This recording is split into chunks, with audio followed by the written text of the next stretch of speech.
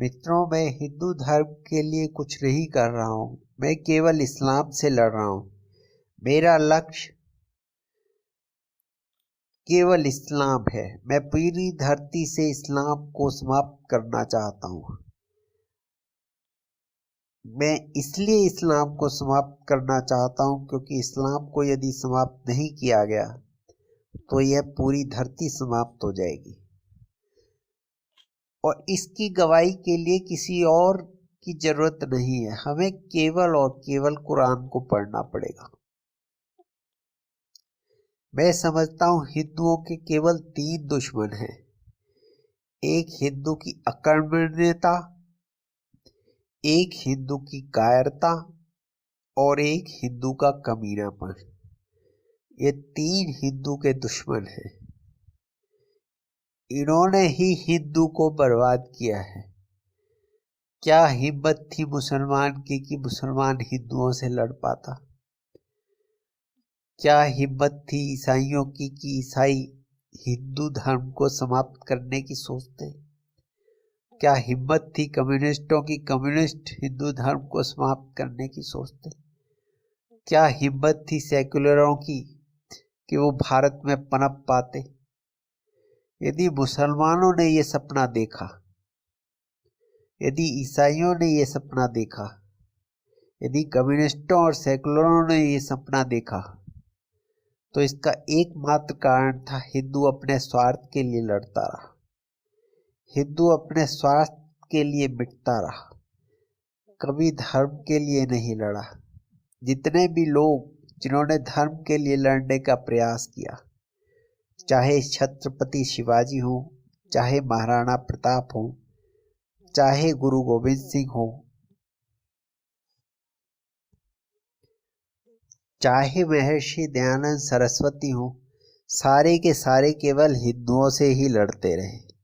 मुसलमानों से लड़ने का मौका तो इन्हें बहुत कम मिला, क्योंकि सारे हिंदू छाती खोलकर खड़े हो गए कि मुसलमान हमें बहुत प्यारे हैं। कितने दिन आप बताइए महाराणा प्रताप मुसलमानों से लड़े? जरा सोचिए, कितनी लड़ाइयाँ शिवाजी ने मुसलमानों के खिलाफ लड़ी? जरा सोचकर बताइए। गुरु गोविंद सिंह के साथ जब चमकौर की लड़ाई हो रही थी, 10 लाख का लश्कर उनके विरोध में खड़ा था। गुरु गोविंद सिंह केवल अपने 2 बेटों और 40 खालसाओं के साथ लड़ रहे थे, तो 10 लाख के लश्कर में जो वजीर खान के साथ लड़ रहे थे, वो 22 हिंदू राजा अपनी पूरी ताकत के साथ लगे हुए थे।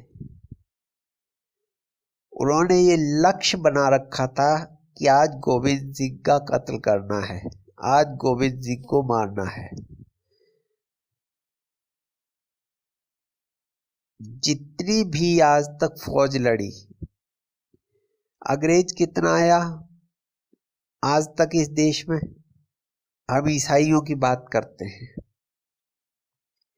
वैसे तो मेरा मानना यह है कि अंग्रेज अगर इस देश में नहीं आया होता तो हम आज हिंदू के रूप में जीवित नहीं होते।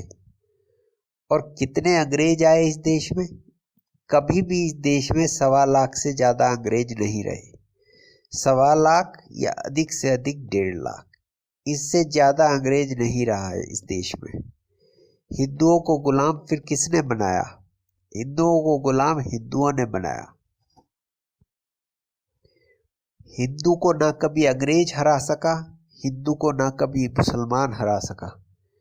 महमूद गजनवी जब अफगानिस्तान से चला तो उसके पास 20,000 लोग थे, और 20,000 लोग उसने कैसे इकट्ठे किए? उसने अफगानिस्तान में डुगडुगी पिटवाई। महमूद गजनवी कोई राजा नहीं था। भारत पर राज करने से पहले इस्लाम का कोई राजा नहीं था। जिसे ये खलीफा कहते हैं, वो खलीफा केवल लुटेरों का सरदार हुआ करता था। अरब की अर्थव्यवस्था केवल मसाले बेचने और लूटमार पर आधारित थी। मेरे पास इसकी थीसिस है। अगर कभी ईश्वर ने साथ दिया तो मैं दुनिया के सामने इस विचार को रखूंगा। नेवी एडमिरल कौन होता है? नेवी क्या होती है?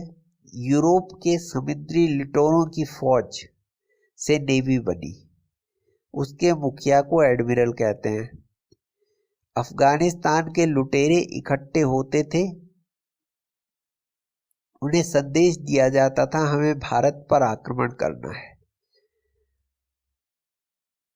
जहां सोना गलियों में बिखरा पड़ा है, जहां की औरतें परियों से भी ज्यादा खूबसूरत हैं, जहां नामर्द रहते हैं जो उनकी हिफाजत नहीं कर सकते, महमूद गजनवी गारंटी देता था अपने सरदारों को कि तुम मेरे साथ भारत चलो, भारत में एक बहुत बड़ा वर्ग है जो तुम्हारे स्वागत के लिए खड़ा हुआ है। ये मोहम्मद गजनवी के 20,000 लुटेरों की फौज जब भारत के लिए चलती थी, ये फौज भूखी नंगी होती थी, ना इनके पास खाने के लिए कुछ होता था, ना पहनने के लिए कपड़े।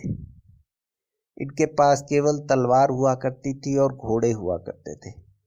जब वो भारत को लूटने के लिए चलते थे तो यहाँ के सारे राजा अपने पड़ोसी को हराने के लिए, अपने भाई को हराने के लिए, अपने साथी रिश्तेदारों को हराने के लिए उस फौज के साथ लग जाया करते थे।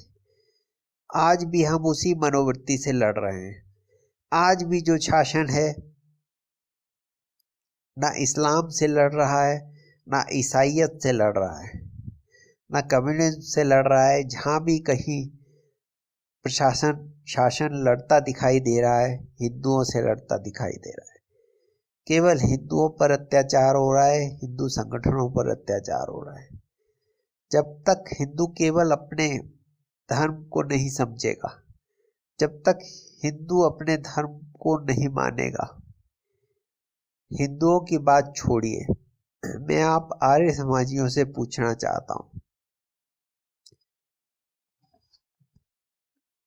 सनातन धर्म को मानने वाला ये कह सकता है कि उसे तो पता ही नहीं कि धर्म क्या है। सनातन धर्म को मानने वाले कहते हैं कि मंदिरों का ट्रस्ट सरकार के पास है, लेकिन ये तो बताओ कि जिन ट्रस्टों का नियंत्रण सरकार के पास नहीं है, उन ट्रस्टों ने, उन मंदिरों ने कौन सा तीर मार लिया? उन्होंने क्या कर लिया? उन्होंने क्या करके दिखा दिया? सनातनियों को कभी चाणक्य के बाद, जगत गुरु शंकराचार्य के बाद कोई बताने वाला आया ही नहीं कि तुम्हारा धर्म क्या है। उन्हें कोई मार्गदर्शन देने वाला नहीं मिला। उन्होंने तो केवल मंदिरों में घंटी बजाकर लोगों को मूर्ख बनाकर पूजा पाठ आडंबर के माध्यम से धनोपार्जन को ही धर्म समझा। लेकिन महर्षि दयानंद सरस्वती को आए हुए कितना समय हुआ है?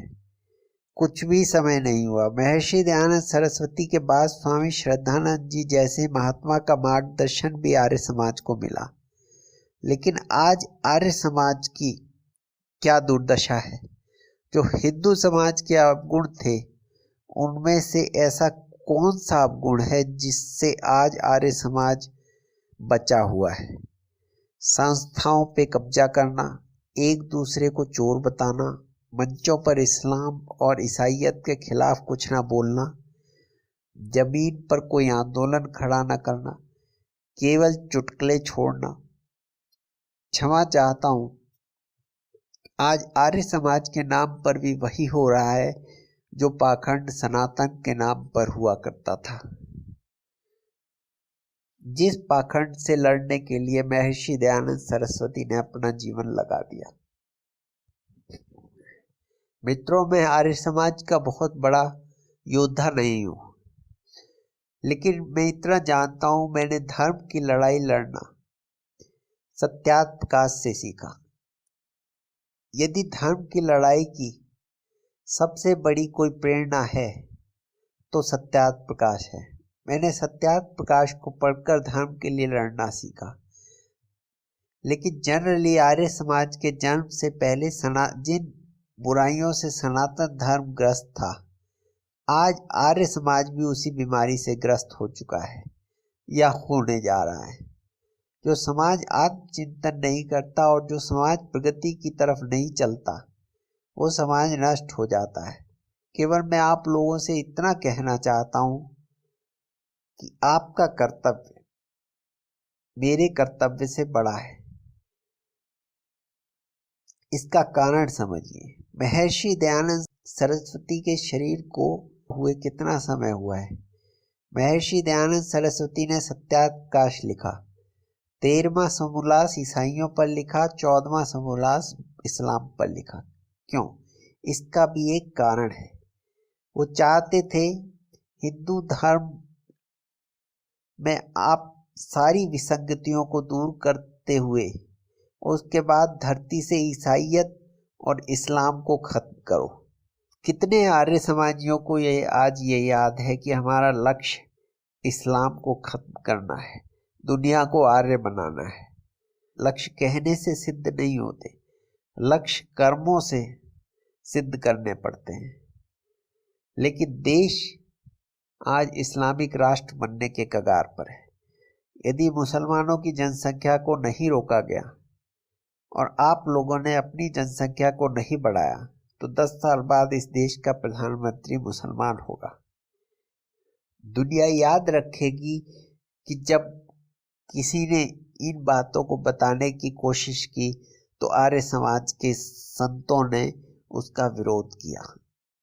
आप आर्य समाजी हैं जिन्होंने दयानंद सरस्वती को हृदय में धारण किया है।